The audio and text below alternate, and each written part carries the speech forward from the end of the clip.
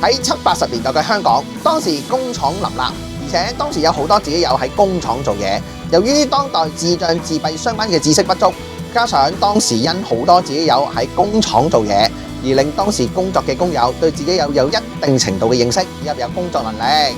因此，自己友結識異性，甚至乎結婚並有自己下一代，都好平常嘅事。只不過，雖然特殊學校或者社福單位嘅性教育都好少教自己友，當自己有下一代嘅時候應該點做啦。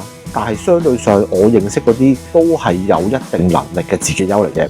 咁好多時咧都係要靠自己揾父母啊，甚至咧揾一啲老師啊，或者係一啲咧支援家庭事務團體去協助嘅。智障生下一代呢啲，我就冇乜點接觸過。佢哋喺智力同能力上面嘅缺失，會唔會影響到佢哋做父母嘅職能呢？甚或乎佢哋有冇要更加需要更多社會嘅資源去處理呢？